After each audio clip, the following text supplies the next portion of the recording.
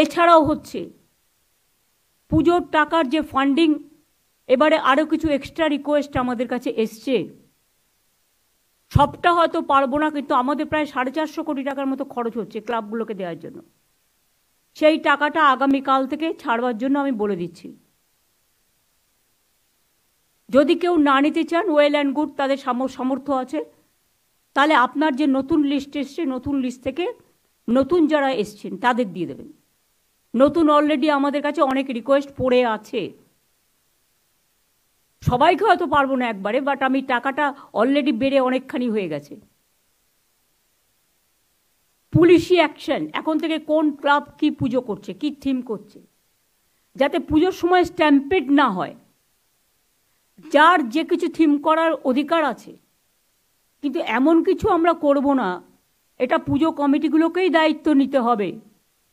একদিকে যেমন তারা সামাজিক কাজ করবেন, গরিব লোকেদের অন্ন যোগাবেন, কারণ এই পুজোকে কেন্দ্র করে অনেক গরিব লোকের রুচি রোজগার হয়, তেমনি সাথে সাথে মনে রাখতে হবে অনেক বিদেশি অতিথিরা আসেন, সারা দেশ থেকে অনেক মানুষ আসেন, তাদের যেন কোনো রকম অসুবিধে না হয় সেটাও দেখতে হবে। Tourism department is to play a good role, INCA department also, health department also, PWD। আমি PHকে বলবো, পাইপ লাগাতে গিয়ে যে রাস্তাগুলো আপনারা গ্রামগঞ্জে খারাপ করে রেখেছেন, আগে সেগুলো সারান।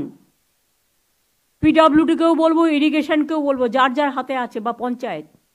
ধরুন আপনি একটা লাইন টানলেন, তারপরে রাস্তাটা সারালেন না, রাস্তাটা ভেঙে করলেন, যতক্ষণ আপনি সেই রাস্তাটা না সারাবেন ততক্ষণ আমি কিন্তু নতুন টাকা দেব না।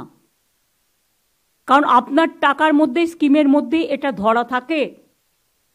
প্লিজ অল দ্য ডিপার্টমেন্ট, যারা রাস্তা খুঁড়ে পাইপ নিয়ে গিয়েছেন, সেই রাস্তাগুলো ঠিক না করবেন, তাদের কিন্তু আমি টাকা দেয়া বন্ধ করে দেব।